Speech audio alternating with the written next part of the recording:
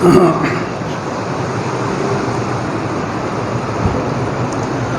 لله نحمده ونستعينه ونستغفره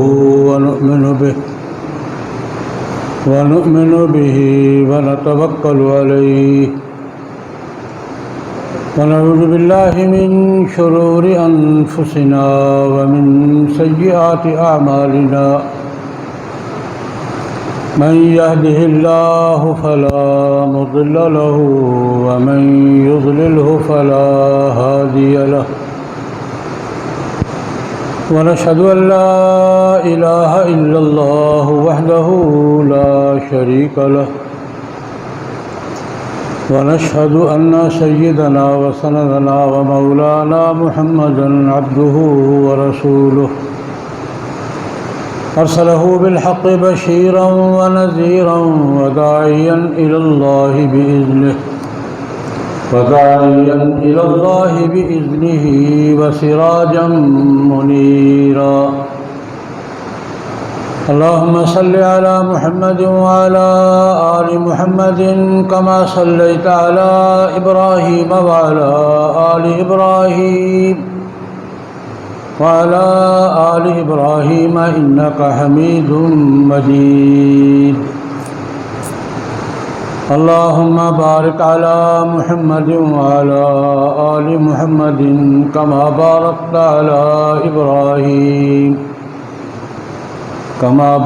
على إبراهيم وعلى آل إبراهيم إنك حميد مجيد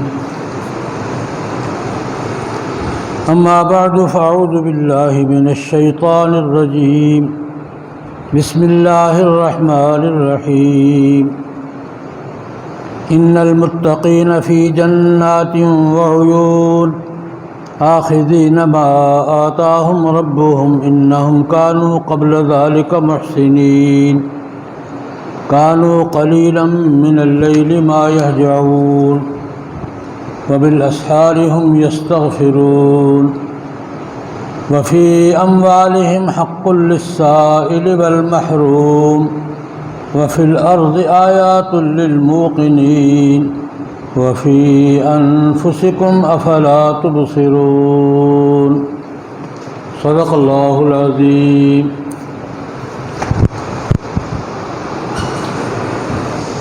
بزرگان محترم، برادران اسلام، قرآن مقدس کی چند آیات کریمہ تلاوت کی ہیں۔ مختصر وقت کے اندر ان آیات مبارکہ کی روشنی میں کچھ ضروری باتیں عرض کرنے کی کوشش کروں گا۔ اللہ جل جلالہ و عم نوالہ کی بارگاہ میں دعا فرمائے، خداوند ذوالجلال مجھے صحیح عرض کرنے کی، آپ حضرات کو صحیح سننے کی، مجھے آپ کو سب مسلمان بلکہ انسان بھائیوں کو صحیح بات سمجھنے، قبول کرنے اور اس پر عمل کرنے کی توفیق عطا فرمائے۔ اس وقت ملک بھر میں سیلاب کی جو صورتحال ہے انتہائی پریشان کن ہے، قوم کا ہر طبقہ پریشان ہے، اور اس دفعہ کے سیلاب نے، اس کے پھیلاؤ نے، اس کی تباہ کاریوں نے جو صورتحال پیدا کر دی ہے، اگرچہ ساری قوم لگی ہوئی ہے۔ الحمدللہ مسلمانوں میں، پاکستانیوں میں احساس ہے کہ بھائی مصیبت میں ہو تو مدد کی جاتی ہے، بھائی کا حق ہے۔ مصیبت زدہ کا، پریشانی کے شکار ہونے والے کا بھائی ہے، شہری ہے، ہم مذہب نہ بھی ہو، انسان ہے، اس کا حق ہے کہ اس کے ساتھ تعاون کیا جائے، اس سے مدد کی جائے۔ مختلف طبقات، حکومت بھی لگی ہوئی ہے، فوج بھی لگی ہوئی ہے، اور طبقات بھی لگے ہوئے ہیں۔ الحمدللہ اس دفعہ یہ منظر بھی بہت اچھا سامنے آ رہا ہے کہ فیلڈ میں، میدان میں کام کرنے والوں میں زیادہ تعداد اہل دین کی ہے۔ الحمدللہ یہ دینداروں کا ہی زیادہ حق ہے۔ لیکن یہ بات ہمیں سوچنی چاہیے کہ جتنی تباہی ہو چکی ہے اور ابھی جاری ہے، جتنی تباہی ہو چکی ہے اور ابھی جاری ہے، ہم اس وقت جو کچھ کر رہے ہیں نا، یہ صرف فرسٹ ایڈ ہے۔ اس وقت جو کچھ ہم کر رہے ہیں اس کی حیثیت فرسٹ ایڈ۔ بیمار ہے، زخمی ہو گیا ہے، تو وقتی طور پہ اس کو سنبھالنے کے لیے اصل علاج ابھی باقی ہے۔ ٹھیک ہے، سیلاب سے نکالنا، خیمہ مہیا کرنا، وقتی خوراک یہ بہت سب سے بڑی ضرورت تو یہی ہے۔ لیکن میں یہ بات عرض کرنا چاہوں گا کہ اس وقت جو کچھ بھی کیا جا رہا ہے، الحمدللہ ہمارے یہاں بھی گوجرانوالہ بھی کر رہا ہے، مختلف گوجرانوالہ کے 20 حلقے میں جانتا ہوں اپنی ہمت کے مطابق کر رہے ہیں، اور ہمارا بھی مرکز ہے الحمدللہ، ہم بھی کام کر رہے ہیں، ہمارے ساتھی کام کر رہے ہیں۔ لیکن میں جس بات کی طرف توجہ دلانا چاہ رہا ہوں کہ جو کچھ اس وقت ہو رہا ہے نا، یہ فرسٹ ایڈ ہے، وقتی طور پہ سنبھالنے والی بات ہے۔ لیکن جو علاقے متاثر ہوئے ہیں اور جو ہمارے طبقات اور حلقے اس کی زد میں آئے ہیں، ان کو سنبھلتے ہوئے کتنا وقت لگے گا، ان کو سنبھلنے میں کتنا وقت لگے گا، اور کتنا کچھ سنبھلنے میں چاہیے ان کو، اور ان کے پاس کیا ہے۔ اب یہ مرحلہ آ گیا ہے کہ ہمیں اس بات پہ سوچنا ہوگا۔ میں اس حوالے سے جناب نبی کریم صلی اللہ علیہ وسلم کی سنت طیبہ اور حضرات صحابہ کرام رضوان اللہ علیہم اجمعین کی سنت کیا ہے، ہم تھوڑا کریں زیادہ کریں، رہنمائی تو وہیں سے لینی ہے نا۔ جو کچھ بھی کریں، تھوڑا بہت ٹیڑھا بیڑا جو کچھ بھی کریں، رہنمائی تو ہم نے وہیں سے لینی ہے۔ ایسے ماحول میں جب سوسائٹی کا ایک حصہ مصیبت کا شکار ہو، معاشرے کا ایک پورا طبقہ مصیبت زدہ ہو، تو سنت نبوی کیا ہے، سنت صحابہ کیا ہے، اور ہمیں کیا کرنا چاہیے بحیثیت قوم، اس پر دو چار باتیں یاد رکھنا۔ جناب نبی کریم صلی اللہ علیہ وسلم نے صحابہ کے مختلف طبقات میں ان کے ذوق کے مطابق طبقات کی تعریف کی ہے، مہاجرین کی ہے، انصار کی ہے۔ یہ خاندان تھا اشعریین کا، حضرت ابو موسیٰ اشعری رضی اللہ تعالیٰ عنہ کا خاندان، یمن سے آئے تھے، ہجرت کر کے آئے تھے، مدینہ منورہ میں بسے تھے، اپنا محلہ الگ بسا لیا تھا، اپنے جگہ خرید کے وہ اشعریوں کا محلہ کہلاتا تھا۔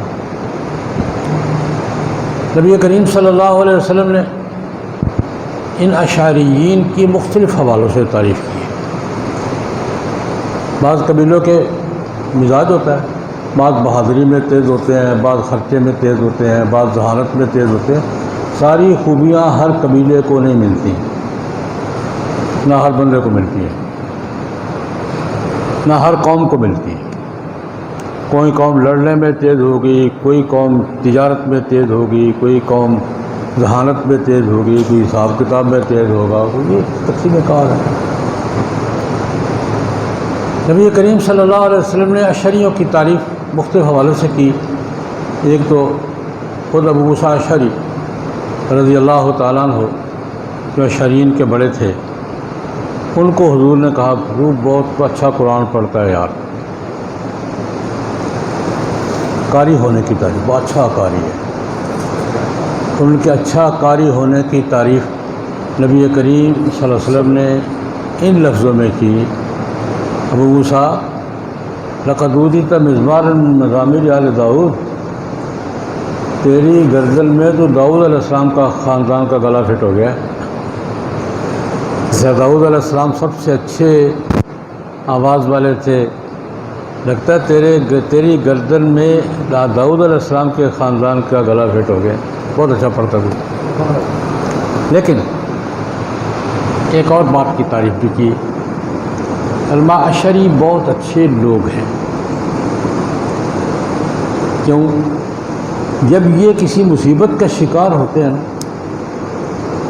تو آپس میں مل کر اپنا سارا خرچہ اکٹھا کر کے برابر تقسیم کر لیتے ہیں۔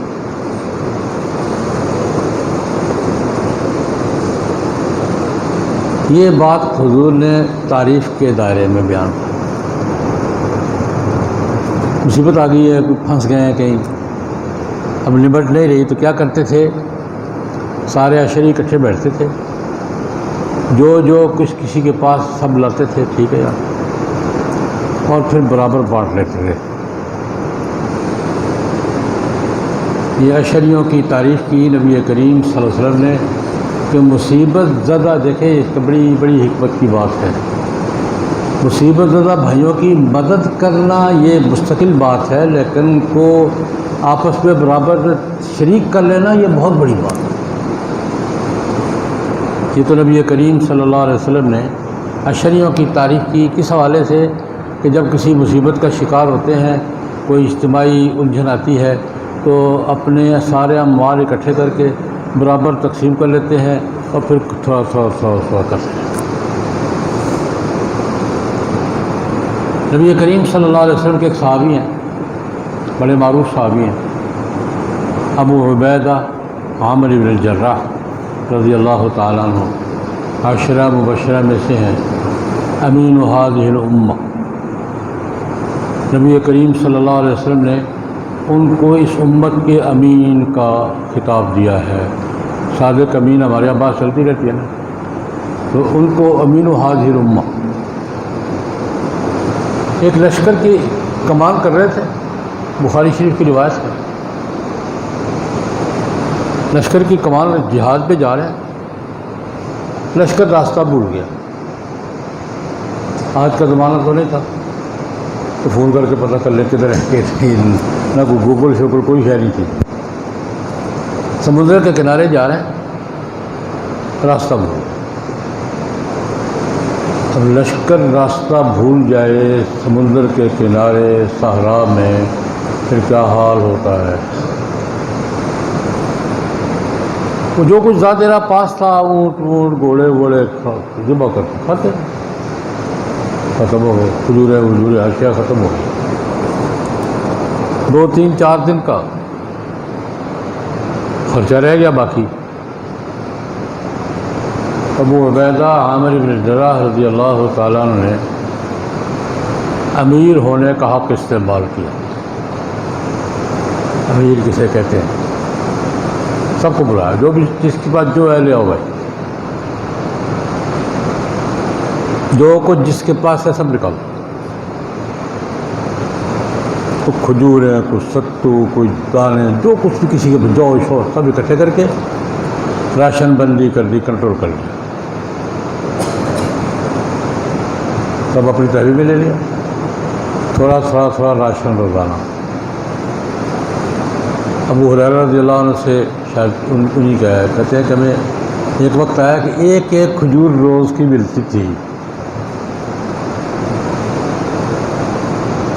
روز کی ایک کھجور ملتی تھی۔ تو راوی نے آگے حضرت ایک کھجور سے کیا کرتے تھے سارا دن؟ ایک کھجور سے دن گزرتا ہے، راشن بندی کر لی، کنٹرول کر لیا سارا، روزانہ حساب سے تقسیم کرتے تھے۔ تو کم ہوتے ہوتے ہوتے راشن کتنا رہ گیا؟ ایک کھجور۔ کسی نے پوچھا حضرت ایک کھجور سے کیا ہوتا تھا، کیا بنتا تھا آپ کا؟ کہنے لگے وہ بھی جس دن وہ بھی نہیں ملی نا تب پتہ چلا کہ ایک کھجور سے بھی کچھ ہوتا تھا۔ یہ جب رپورٹ جناب نبی کریم صلی اللہ علیہ وسلم کی خدمت میں پہنچی کہ ہم مصیبت میں پھنس گئے تھے، نبی کریم صلی اللہ علیہ وسلم نے یہ ہم امیر صاحب نے یہ کیا ہے، تو نبی کریم سے تعریف کی کہ تم نے بہت بھائیوں کو اپنے ساتھ شریک کر، اور امیر کا نظم کو کنٹرول کرنا، امیر کا اپنے اختیارات کو استعمال کرنا، نظم کو کنٹرول کرنا، یہ بھی اسلام کا مزاج ہے اور صحابہ کرام کے مزاج کا حصہ ہے۔ اس سے اگلی ایک بات کروں گا، ہم واقعہ سنتے رہتے ہیں، اکثر سنا ہوگا آپ نے، میں نے بھی کئی دفعہ بیان کیا ہے۔ جناب نبی کریم صلی اللہ علیہ وسلم نے بڑی عید پڑھاتے ہوئے خطبے میں ایک اعلان فرما دیا کہ بھئی قربانی جو کرے گا نا 3 دن میں ختم کرنی ہے، چوتھے دن کسی کے گھر میں بوٹی نہیں ہونی چاہیے۔ اب 3 دن میں اونٹ کھایا تو نہیں جاتا نا، ذخیرہ کرتے تھے لوگ، وہ قربانی کر لیتے تھے، ذخیرہ اپنے اپنے زمانے کا طریقہ ہوتا ہے۔ اس زمانے میں گوشت کو نمک ومک لگا کے دھوپ پر ڈال دیتے تھے، نچڑ جاتا تھا، خشک گوشت وہ رکھا جاتا تھا، قدید کہتے ہیں اس کو، قدید۔ گوشت کو نمک وغیرہ لگا کے دھوپ پہ ڈال دیا، وہ نچڑ گیا ہے، رطوبتیں نکل گئیں، گوشت باقی رہ گیا۔ اور نبی کریم صلی اللہ علیہ وسلم کی مرغوب ترین غذا تھی یہ خشک گوشت، قدید، کدو، یہ حضور شوق سے کھایا کرتے تھے۔ بخاری شریف میں ایک روایت ہے، انس بن مالک رضی اللہ تعالیٰ عنہ کہتے ہیں ایک انصاری خاندان نے نبی کریم صلی اللہ علیہ وسلم کی دعوت کی، حضور نے قبول فرمایا، ٹھیک ہے کھانا کھائیں گے۔ خاندان والوں نے مجھ سے پوچھا حضور شوق سے کیا کھاتے ہیں؟ ہوتا ہے نا مہمان ہے، کوئی معذور مہمان ہے تو پتہ کہ جیسے کون سی چیز شوق سے کھاتے ہیں، اس کا اہتمام کیا جاتا ہے، مہمان کے پروٹوکول اکرام کی بات ہے۔ انس کہتے ہیں مجھ سے پوچھا کہ حضور شوق سے کیا کھاتے ہیں؟ تو میں نے کہا قدید اور کدو، خشک کیے ہوئے گوشت کی بوٹیاں اور کدو، یہ حضور کو پسند ہے۔ اور لمبا واقعہ میں خلاصہ عرض کر دیتا ہوں۔ کہتے حضور تشریف لے گئے، انہوں نے گوشت کی بوٹیاں، کدو اور بڑا شوربہ پیالہ بڑا ہمارے سامنے رکھا، اور گوشت کی بوٹیاں تھیں، خشک کیے ہوئے گوشت، اور کدو کے ٹکڑے تھے، جو شوربہ تھا۔ ہم بیٹھے تو نبی کریم صلی اللہ علیہ وسلم کدو شوق سے نکال کے کھا رہے تھے، تو میں نے کدو حضور کے سامنے نکال کے رکھنا شروع کر دیا، اور جملہ فرماتے ہیں اس دن کے بعد سے تو مجھے کدو سے محبت ہی ہو گئی۔ یہ بھی ذوق کی بات ہے، حضور کو کدو شوق سے کھاتے دیکھا تو مجھے اس دن سے کدو سے محبت ہی ہو گئی۔ کہتے زندگی میں کبھی ایسا نہیں ہوا، پھر 100 سال سے زیادہ عمر پائی ہے، کہتے زندگی میں کبھی ایسا نہیں ہوا گھر والوں نے پوچھا ہو کیا پکانا ہے اور کدو کے سوا کو پکا ہو۔ گھر والے پوچھ لیتے ہیں کیا پکانا ہے، کبھی ایسا نہیں ہوا کہ گھر والوں نے پوچھا ہو کہ آج کیا پکانا ہے تو سالن میں کدو نہ ہو، کبھی ایسا نہیں ہوا۔ خیر یہ الگ بات ہے۔ نبی کریم صلی اللہ علیہ وسلم نے پابندی لگا دی، لوگ ذخیرہ کرتے تھے، آج بھی کرتے ہیں، اور آج تو ذخیرہ ہی کرتے ہیں۔ قربانی کا گوشت اس زمانے میں لوگ ذخیرہ کر لیتے تھے، آج بھی کرتے ہیں، اور آج تو ذخیرہ ہی کرتے ہیں۔ بڑے بڑے فریزر آ گئے، چلتا رہتا ہے سارا بات۔ خیر حضور نے اعلان فرما دیا کہ 3 دن سے زیادہ گوشت کسی کے گھر میں نہیں ہونا چاہیے۔ جدید کے الفاظ، چوتھے دن کی صبح کسی کے گھر میں گوشت کی بوٹی بھی نہیں ہونی چاہیے، اعلان فرما دیا۔ اب وہ سارا ختم ہو گیا 3 دن کے بعد، ذخیرہ تو کر نہیں سکتے تھے، اب یا کھانا تھا یا تقسیم کرنا تھا، دو ہی کام رہ گئے تھے۔ اب کھا بھی کتنا لینا تھا، اتنا کھایا گیا باقی تقسیم کر دیا۔ اصل وقت ان کا تقسیم کرانا ہی تھا، تقسیم کرو بھائی، ذخیرہ نہیں کرو۔ ہوا یہ کہ اگلے سال جب عید قربان آئی، نبی کریم صلی اللہ علیہ وسلم نے عید کا خطبہ دے رہے ہیں، ایک شخص کھڑا ہوا، یا رسول اللہ، پچھلے سال آپ نے ایک پابندی لگائی تھی کہ 3 دن سے زیادہ گوشت کسی کے گھر میں نہیں ہونا چاہیے، جی لگائی تھی، اس سال بھی ہے؟ تو میں نہیں، وہ پچھلے سال کے لیے تھی، وہ پابندی 1 سال کے لیے تھی، مستقل ہمیشہ کی پابندی نہیں تھی، اس سال نہیں ہے۔ پھر وضاحت فرمائی، یہ وضاحت سننے کی ہے، اس وضاحت کے لیے سارا واقعہ میں نے عرض کیا ہے۔ اور میں پچھلے سال کچھ قبیلے، کچھ خاندان آئے تھے ہجرت کر کے، بے سہارا تھے، ان کے پاس کھانے پینے کو کچھ نہیں تھا، تو میں نے ان کی خاطر پابندی لگائی تھی کہ 3 دن سے زیادہ گوشت نہیں رکھ سکتے تاکہ تم ذخیرہ نہیں کرو یہ میں نے پابندی کس کے لیے لگائی تھی؟ ان بے سہارا خاندانوں کے لیے۔ کن پر لگائی تھی؟ جن کے پاس وسائل ہیں۔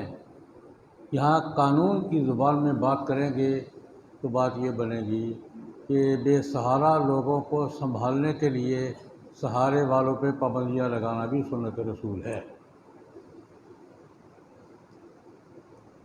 میری گزارش سمجھ میں آئی ہے؟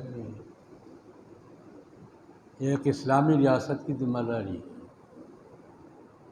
جو بے سہارا ہو جائیں ان کو سہارا دینے کے لیے اگر تھوڑا سا جبر بھی کرنا پڑے تو کیا جا سکتا ہے۔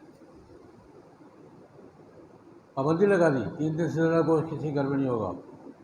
اگلے سال وضاحت فرمائی کہ میں نے پابندی کیوں لگائی تھی، کہ پچھلے سال کچھ بے سہارا خاندان قبیلے آ گئے تھے یہاں، ان کے پاس اسباب نہیں تھے، ان کو سنبھالنے کے لیے میں نے پابندی لگا دی تھی کہ گوشت ذخیرہ نہیں کرنا، گوشت تقسیم کرنا ہے۔ اس سال وہ صورتحال نہیں ہے، اس سال وہ پابندی نہیں۔ یہاں سے اگر قانون کی زبان میں بات کریں گے یہ ہوگا کہ اسلامی ریاست کو بے سہارا لوگوں کو سنبھالنے کے لیے سہارے والوں پر کچھ قدریں لگانے کا بھی حق ہے، یہ بھی صورت اختیار کی جاتی ہے اور کی جانی چاہیے۔ اس پر ایک لطیفہ بھی عرض کر دیتا ہوں، وہ بھی بخاری شریف میں ہے۔ رسول اللہ صلی اللہ علیہ وسلم نے اس سال یہ اعلان کیا کہ گوشت ذخیرہ نہیں کرنا بھائی، ضرورت مندوں میں تقسیم کرو۔ وہ اعلان سننے والوں میں ابو سعید خدری رضی اللہ تعالیٰ عنہ بھی تھے، معروف صحابی ہیں، خود سنا۔ اگلے سال جب حضور پابندی واپس لینے کا اعلان کر رہے تھے تو یہ موجود نہیں تھے، یہ سفر پر تھے۔ انہوں نے پابندی کا اعلان تو سنا، پابندی ختم ہونے کا اعلان نہیں سنا۔ ضروری تو نہیں ہر وقت آدمی ہر وقت موجود ہو۔ پچھلے سال جب حضور پابندی لگا رہے تھے یہ موجود تھے، اس کو سنا۔ اگلے سال جب پابندی فرمائی، اس سال پابندی نہیں ہے، وہ وجہ تھی، یہ نہیں سنا، یہ سفر پر تھے کہیں۔ تو عید کے کوئی مہینہ 10 دن بعد آئے گھر والوں نے گوشت پکا ہوا تھا، پوچھا گوشت کہاں سے آیا؟ عام تو گوشت نہیں پکتا تھا، کبھی کبھی پکتا تھا گوشت کا، گوجرا والا تھوڑا ہی تھا وہ روزانہ گوشت کھانا، 2 وقت ہی کھانا، مجھے منظر تھا، کبھی کبھی پکتا تھا۔ گوشت کہاں سے آیا؟ انہوں نے کہا وہ قربانی کا سنبھال کر رکھا ہوا۔ قربانی کا گوشت؟ حضور نے تو منع کیا تھا، آج عید کے بعد 10 دن 20 دن گزر گئے۔ حضور نے میں نے خود سنا تھا یار، اب یہ بڑا سخت لفظ ہے، سمعت رسول، میں نے حضور سے خود سنا ہے، حضور نے پابندی لگائی تھی، نہیں رکھو، یہ کیوں رکھا تم نے؟ وہ اب کہہ رہے ہیں کہ حضرت اجازت مل گئی تھی، نہیں وہ میں نے خود سنا تھا، یہ مجھے نہیں پتا، نہیں کھاؤں گا، اڑ گئے، نہیں کھاتا۔ گھر والے کہیں جناب اجازت مل گئی تھی، اجازت لے کے پکایا، نہیں کھاؤں گا۔ پڑوسی تھے ابو قتادہ رضی اللہ تعالیٰ، دوست بھی تھے پڑوسی بھی تھے۔ ابو قتادہ کو آواز دی دیوار سے، ابو قتادہ یہ گھر والے کیا کہہ رہے ہیں؟ یہ کیا کہہ رہے ہیں؟ وہ کہتے ہیں قربانی کا گوشت رکھا ہوا ہے انہوں نے، اور کہتے حضور نے اجازت دے دی تھی۔ انہوں نے کہا دے دی تھی اجازت۔ کب؟ عید پہ، جمعے پہ، عید کے خطبے پہ۔ تو نے خود سنی تھی؟ خود سنی تھی۔ تب جا کے تسلی ہوئی ابو سعید خدری کی، اور روٹی کھائی۔ یہاں ایک بات اور درمیان میں آ گئی، عرض کر دوں۔ حضرت شاہ ولی اللہ رحمۃ اللہ علیہ ایک مستقل بحث کی ہے کہ بہت سے مسائل میں اختلاف کے اسباب کیا ہوتے ہیں۔ اختلاف تو چلے آ رہے ہیں، مسائل میں اختلاف تو صحابہ کرام کے دور سے چلا آ رہا ہے، ایک کی رائے وہ ہے، ایک کی رائے وہ ہے۔ مختلف مسائل میں فقہا کا اختلاف، تو یہ فطری بات ہے، کوئی انہونی بات نہیں ہے، نیچرل بات ہے۔ حضرت شاہ ولی اللہ رحمۃ اللہ علیہ فرماتے ہیں اختلاف کا ایک سبب یہ بھی ہے، ایک موقع پر نبی کریم صلی اللہ علیہ وسلم نے ایک حکم دیا ہے، اب جس نے سنا ہے وہ تو پکا ہوگا، وہ اپنے علاقے میں چلا گیا ہے، تو سال دو سال بعد حضور نے کوئی ترمیم کر دی ہے، یہ اس کو نہیں پتا،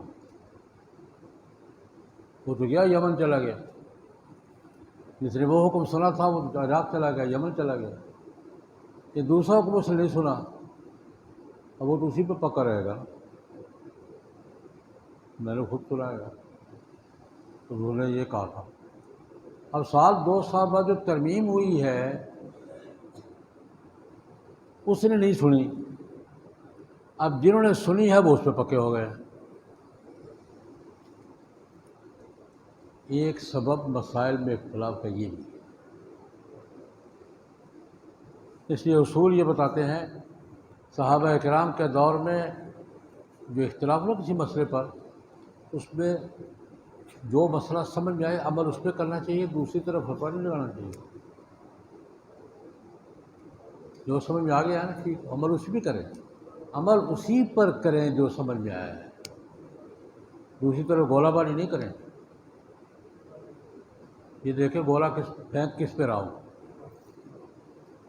ایک درمیان میں بات ہے، دوسری طرف گولہ باری نہیں کریں، بھائی دوسری طرف کوئی صحابی کھڑا تھا، کوئی امام کھڑا ہے، گولہ باری کرتے ہوئے ہم گولہ باری سے کم ہمارا گزارا ہی نہیں ہوتا جب تک فتویٰ نہ ٹھوک دیں۔ میں حضرات اپنے شاگردوں سے کہا کرتا یار فتویٰ کوئی ٹھوکنے سے پہلے نا یہ دیکھ لیا کریں کہ یہ فتویٰ لگ کس پہ ہے۔ خیر میں عرض یہ کر رہا تھا کہ نبی کریم صلی اللہ علیہ وسلم نے پابندی لگا دی، کس لیے لگائی؟ کہ جو بے سہارا لوگ آئے ہیں ان کو سہارا مل جائے۔ یہاں ایک بات تو میں نے حکومت اور قانون کے درجے میں کی، اللہ کرے کوئی ایسا نظام آ جائے ہمارے یہاں، تو ایک بات اور شامل کر دوں، سرکاری وسائل، ریاستی وسائل، اس پہ حق کس کا ہے؟ جناب نبی کریم صلی اللہ علیہ وسلم کی وصال کے بعد حضرت صدیق اکبر رضی اللہ تعالیٰ عنہ خلیفہ بنے ہیں، بحرین سے مال آیا، تقسیم کرنا تھا، رسول اللہ صلی اللہ علیہ وسلم تو خود اتھارٹی ہیں،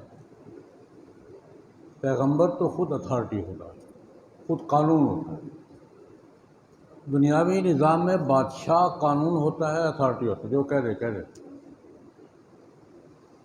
بادشاہی نظام میں اتھارٹی کون ہوتا ہے؟ اور قانون کیا ہوتا ہے؟ جو اس کے منہ سے نکل گیا۔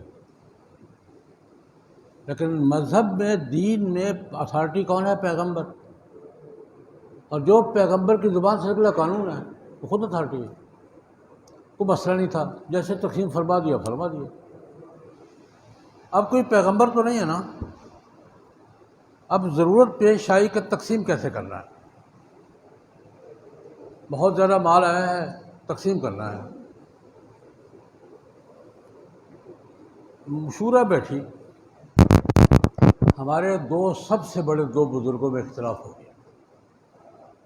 یہ بات اب یہ ہمارے زیر بحث آنا ضروری ہے۔ ہم جس مقام پہ اپنی قومی معیشت کے حوالے سے جس جگہ پھنس گئے ہیں نا، جا کر ہمیں ہماری بین الاقوامی اداروں نے جہاں جا کے جکڑ دیا ہے، اب یہ مسئلہ ضروری ہے کہ ہم اس پہ غور کریں۔ خلافت راشدہ کی پہلی شورا میں پہلا مسئلہ، مال آیا تقسیم کیسے کرنا ہے۔ حضرت صدیق اکبر رضی اللہ عنہ کی رائے یہ تھی کہ برابر برابر، کوئی ترجیح نہیں ہے، بالکل برابر۔ جو ازواج مطہرات کو دوں گا وہ عام شہری کو دوں گا، جو مہاجرین کو دوں گا وہ انصار کو دوں گا۔ حضرت عمر رضی اللہ عنہ نے کہا نہیں، درجوں کا خیال کریں ذرا۔ حضرت عمر کی رائے یہ تھی کہ درجہ بندی کا خیال کریں، ازواج مطہرات کو زیادہ دیں، السابقون الاولون کو زیادہ دیں، عشرہ مبشرہ کو زیادہ دیں۔ کم 2-3 گریڈ سسٹم کیا انہوں نے، 6-7 گریڈ بتائے، یوں ان کو 12,000 دیں، ان کو 10,000 دیں۔ حضرت صدیق اکبر نے انکار کر دیا، نہیں بھائی، اور جملہ بڑا عجیب فرمایا، ثواب درجہ فضیلت اللہ کے ہاں ہے، ہذہ معاش فالاسوۃ فیہ خیر من الاسرہ، یہ معیشت ہے، حقوق کی دنیا ہے، یہاں برابری سب سے بہتر ہے، برابر دوں گا۔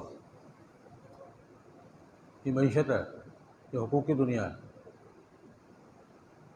حضرت عمر کی رائے ماننے سے انکار کر دیا، برابر جو ازواج مطہرات کو دیا وہی عام آدمی کو دیا، جو مہاجرین کو دیا وہی سب کو، 2 سال ملے ان کو، تیسرا سال تو ملے ہی نہیں تھا، برابر تقسیم۔ 2-2.5 سال کے بعد حضرت عمر رضی اللہ عنہ تشریف لے آئے، ان کی رائے وہ تھی، وہ بھی مجتہد تھے، وہ بھی مجتہد تھے۔ اجتہادی مسائل میں ہر مجتہد اپنی جگہ حجت ہوتا ہے۔ انہوں نے سارا سسٹم بدل دیا، گریڈ سسٹم۔ سب سے زیادہ ازواج مطہرات کو 12,000 درہم سالانہ، پھر 10,000، پھر 8,000، پھر 6,000، اب 12,000، 4,000 تک 5-6 گریڈ کیے ہوئے ہیں۔ لیکن آخری سال جب گریڈ سسٹم کے نتائج دیکھے نا کہ سوسائٹی میں اس کے اثرات کیا ہو رہے ہیں، فرمایا، امام ابو یوسف رحمۃ اللہ علیہ نے کتاب الخراج میں یہ ساری روایت نقل کی ہے، فرمایا کہ بابا جی کی رائے ٹھیک تھی، بابا ٹھیک کہہ رہا تھا، کچھ غلطی ہو گئی ہے، اگلے سال میں بابے کے اصول پہ واپس جاؤں گا۔ یہاں سے امت کے فقہا نے تو یہ اصول نکالا کہ دونوں طریقے ٹھیک ہیں حالات کے تحت، نہ وہ غلط ہے نہ وہ غلط ہے۔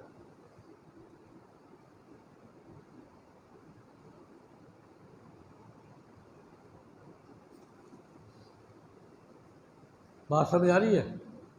حالات کے تحت میں ساری بات کا خلاصہ یہ عرض کر رہا ہوں، 2 باتیں۔